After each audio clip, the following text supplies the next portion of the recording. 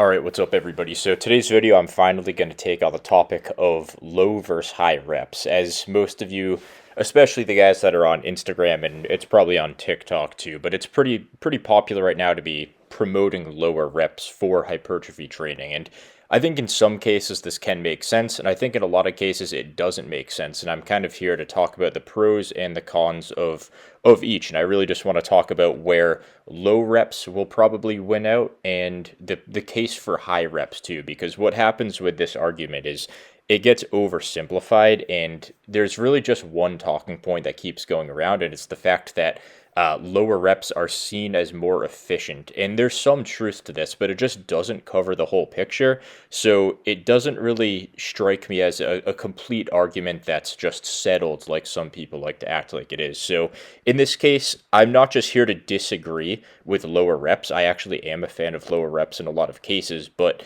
it's not just this blanket statement that can be applied to everything. And as I go throughout this video, you'll probably see that. Before I get into the specific case that I have for lower reps actually being beneficial, I do want to give a shout out to Barbell Apparel. You can check any of the clothes that I wear in all of my videos in the link in my description. So with that being said, let's get into the case for low reps. And when I say low reps, in this case, I mean 8 or fewer. Low versus high reps, there's really no concrete definition, but for the sake of this argument and the context of what people are discussing in the fitness community as a whole, it's generally 8 and lower versus 8 and higher. So for the low reps, 8 or fewer.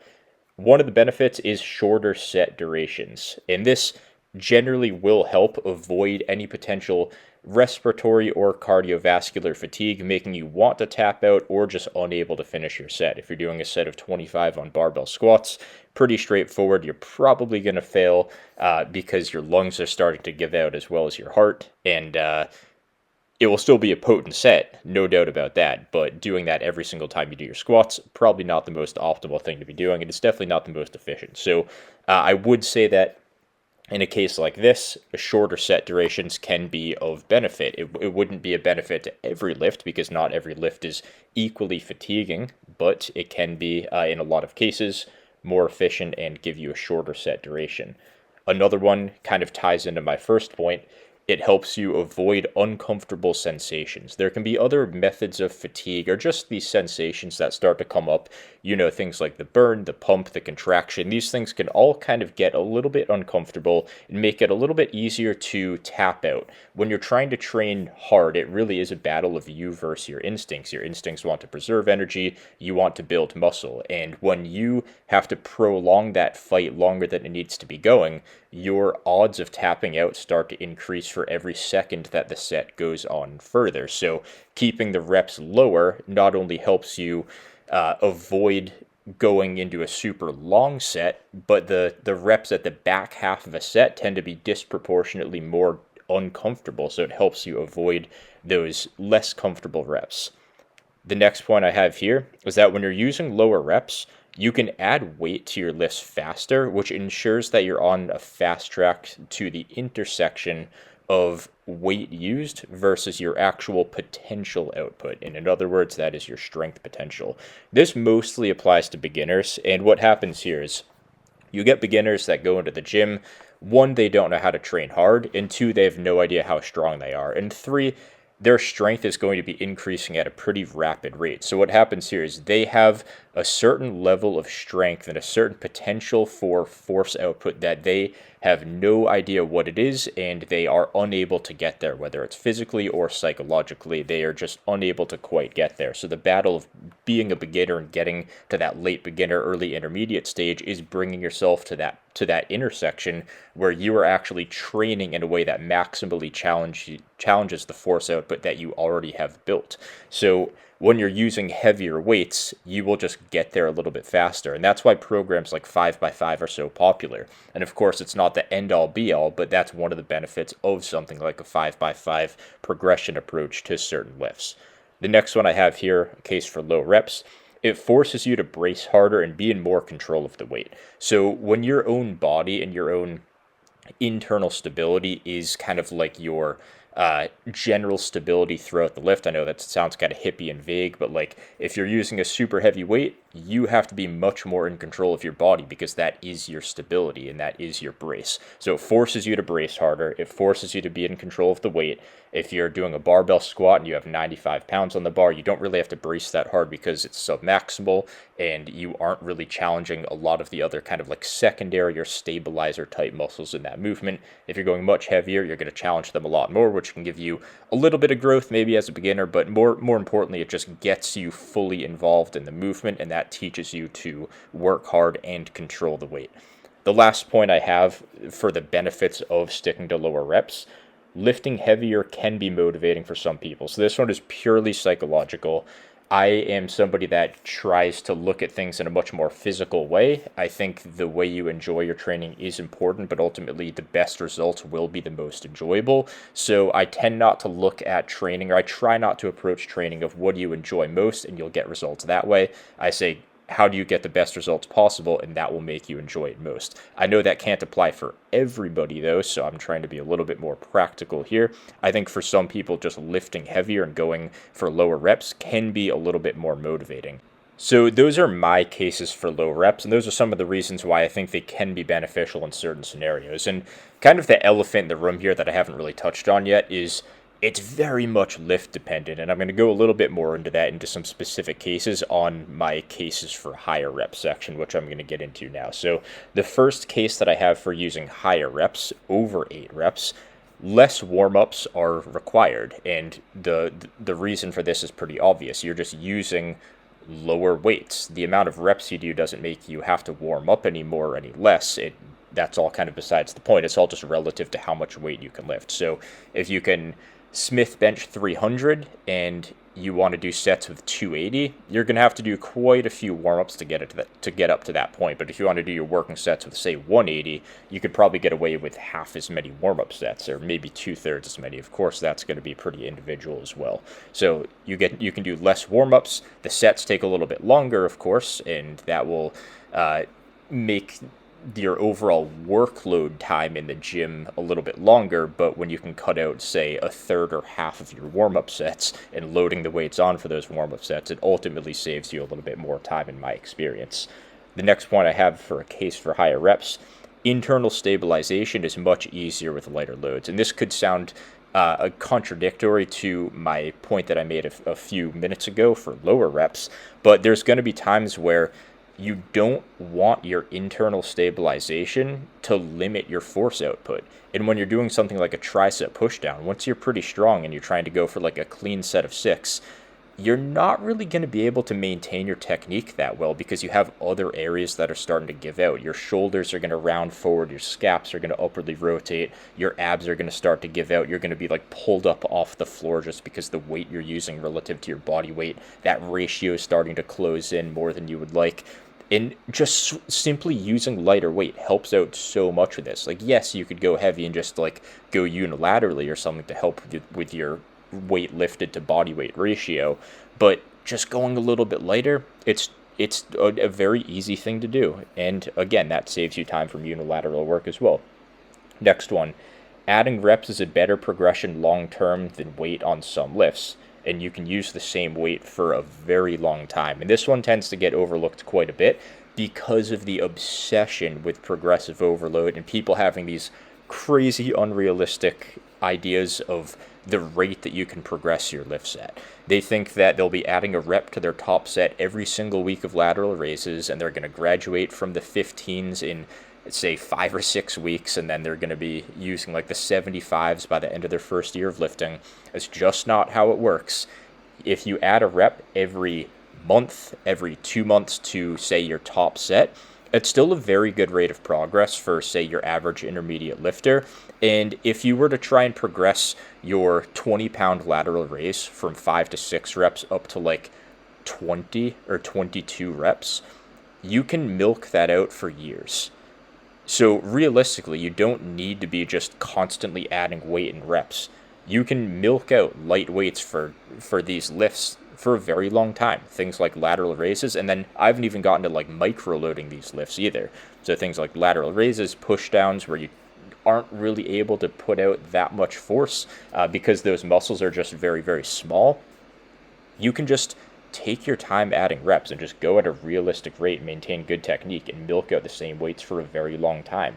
And that can cover you for basically forever. So there's no need to try and rush to add reps to these lifts and sacrifice technique only to get to a weight that's too challenging to where your technique falls apart, and then 3 years later you're back at the same weight you started with and you're like 2 reps stronger. Like, you might as well have just stuck with that same weight the entire time and just stayed patient. But I could talk about that all day, but I'll stop rambling on this point. So the next one, this is where it's going to start to get a little bit more anecdotal. I do have some actual, more practical, tangible points that I can actually prove and not just talk about my own experience at the end of this. But I do want to dive into some anecdotal stuff because I think that's that's one of the more important things about having a YouTube fitness channel. I think it's important for me to talk about my experience, not just like the science or what I see everybody else doing. I think it is important to ultimately bring it back to my own experience. And with my own experience, I would say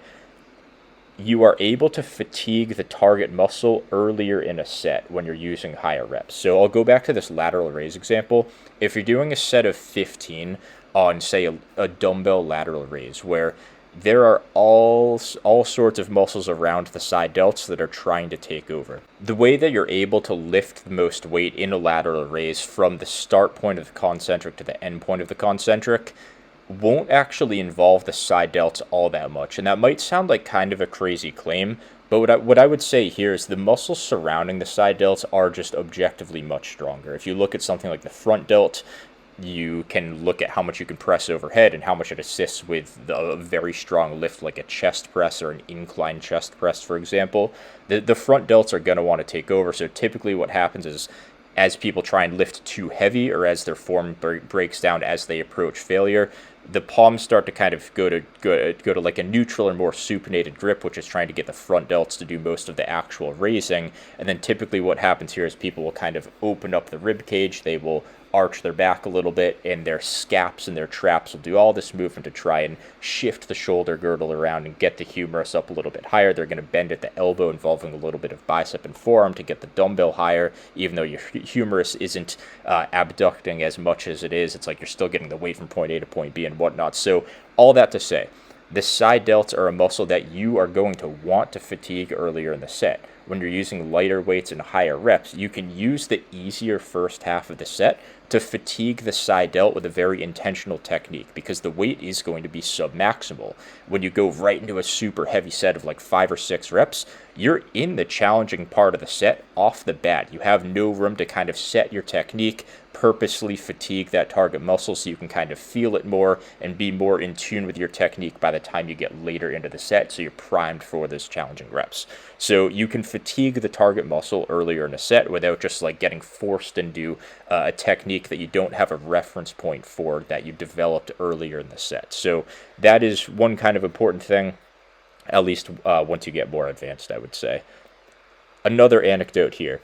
I personally find that higher rep sets smooth out resistance profiles. So to continue with the lateral raise example, I know it's going to get boring at this point, but just to kind of keep everybody on the same page, I find that if I'm doing like 30 pounds or whatever on a lateral raise, it is so easy at the bottom and then so unbelievably hard at the top. It just gets exponentially more difficult if I'm doing anywhere from like say 4 to 7 to 8, 9 reps even. If I'm using lighter weight and I get like 5 to 10 easy-ish reps at the start of the set, then maybe another 5 to 8 challenging reps on the back half, the resistance profile feels so much more grindable and so much smoother. And I've talked about this before a long time ago, and I'm not really able to actually explain this one, but one of the things about bodybuilding and lifting is you can kind of know a lot of things that you can't quite explain. And that's just like, it's basically just bro science. But my argument here is test it out for yourself. And I personally have found that when I go for higher reps and I fatigue the muscle as a whole in the first half of a set, the movement just becomes much more smooth and grindable towards those later reps as I'm actually approaching failure. So whether that's a legit thing, whether it's beneficial, it's certainly not counterproductive. So if it feels better, I might as well kind of go with it. And that's just my own personal anecdote. So take with that what you will. Another anecdote here. Actually, no, I already covered that one.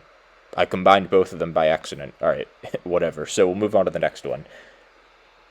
Using higher reps, it gives you excellent practice for learning technique, and each set will start with easy reps. And I know I kind of already touched on this one a little bit, but what I would say is that first half of a set on a higher rep set that's 9+ reps, you give yourself a handful of easy reps to practice the technique that you want to learn. If you instantly just put yourself into very difficult reps, so if you're doing like say 4 to 8 even, you're instantly in you're instantly in a set that puts you very close to failure. And a lot of the time your instinct is going to override what your actual intention is, and that's kind of the issue. So it's not to say that low rep sets can't work, and if you have great technique with a lift, especially something that you've practiced with more moderate reps, you can go into high reps. I mean you can go into low reps fairly easily. It's a pretty smooth transition, but if you're on a new movement, or you're going back to a movement you haven't done in a little bit, it can be kind of tricky to relearn technique or learn technique in the first place with a set that starts you off close to failure. So you want to kind of give yourself a little bit of room earlier in the set on kind of some easier reps to just set yourself up the way you want to. You can do a couple trial and error reps at the start, and then you have that baseline that you can take towards the end of the set. You can set the technique you want, and the challenge is just to maintain that technique with those kind of involuntarily slowed concentrics as you approach failure. So endure that, keep your technique the same, and get close to failure. And it just sets you up so nice to maintain good technique. You have a reference point for when the set gets tricky, and it's just a really good way to learn technique. So next point, you have more room for progression before your technique suffers, and this can save your joints too. So these are kind of two points in one here, but when you're using a sub-maximal weight, you have room for progression. So if you do happen to progress a little bit too fast and you get a little bit too greedy, you just have so much more runway before things start to get out of hand, versus if you were, say, using like heavier weights, you're doing in 4 to 6 or 4 to 8 or whatever, your technique is kind of already suffering, and you don't really know that because you haven't established your target technique with slightly lighter weights yet. Now you're obsessed with adding weight, and I know this is a little bit of a slippery slope, but I'm saying this can happen, and it has happened to me. You are focusing on progressive overload, you're already training a little bit heavier than you should, and now you're still trying to add reps and add weight. And how long are you going to do this for before you're forced to reset, whether it's from an injury or just a complete straight up plateau? So I would say this is one of the benefits of using higher reps. You get a lot of runway before you run into potential issues, and worst case, you just go months, even up to a year maybe, progressing at a faster rate than you really should be, but worst case, you just end up working at your maximum working weight in slightly lower reps, kind of by accident. So it is what it is, and you can kind of just cross that bridge when you get there. So the next one I would say, higher reps train you to endure discomfort. There is no way around lifting in making good progress with zero or limited discomfort. It's just not a thing. So you can try and avoid it all you want. You can do lower reps in certain cases and avoid that discomfort where possible, and I'm not even against that. But you have to be able to endure discomfort, and I think that's one of the benefits of higher reps. It teaches you to push through when your instincts are telling you otherwise. So it gets you used to training when you're out of breath, or when your heart's racing, or when you're enduring just the physical sensations within that muscle itself locally. The burn, the pump, the contractions, the squeeze, all that kind of stuff can be it can be uncomfortable, and higher reps train you to battle through that. And if you can endure that for 5, 10, 20, 30 seconds at the second half of a set, everything else gets so much easier in comparison. So I know that one doesn't directly benefit you, but it can kind of have some indirect benefits that they're going to help you, I think, in the long term for most people. So the last part I want to talk about for the case for higher reps, The pump and sensation is good feedback, and it's enjoyable. It can make sure that you're training the target muscle. There's a lot of debate about what technique is best for each lift and whether you should feel the muscle working on a certain lift or not, or whether mind-muscle connection is even important or not. And one thing that you really can't deny is, yeah, the pump and the squeeze and the burn, all these sensations, they're not going to drive muscle growth. If high degrees of mechanical tension aren't coexisting with that in that specific moment, you're not really getting much growth unless it's like noob gains or something. But it can be enjoyable to get a pump. You can see your muscle look bigger, and that's motivating. Obviously, it's not lasting, but seeing the muscle look bigger in the then and there, that's like one of the only short-term kind of like instant gratifications that you can get in bodybuilding. You look at any other sport, soccer, hockey, basketball, football, like you score in these sports and you instantly know that you score and you celebrate and your teammates are happy.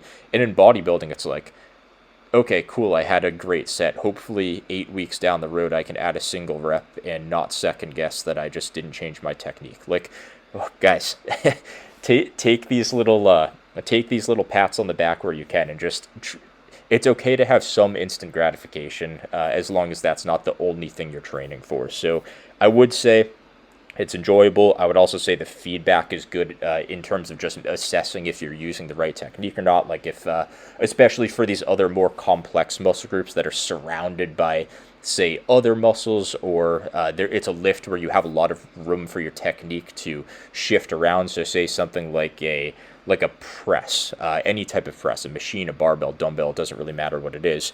If you feel your pecs working a lot better with, say, a flat back compared to arching, then that's a good feedback. That's a good feedback, or a good piece of feedback. I don't know why I can't speak. I guess it happens once every video. It's a good piece of feedback to have. And when you're using super low reps, the sensations are just significantly minimized. So you're not really going to get much of a pump. You're not going to feel a whole ton. You're not going to get much of a burn or anything. And when you're using higher reps, it can just give you feedback that much easier. And I think that's one of the benefits. Even if it doesn't directly benefit muscle growth, it is one of those things. And same goes for a lift where your technique can vary quite a bit, intentionally or not. So something like a high bar squat, your hips can take over, or you can force your quads to take most of that tension. And if you feel a lot of good sensations in your quads, it's kind of an indirect cue that what you're doing is working really well. So same goes for if you're feeling it all in your glutes and you're trying to target your quads.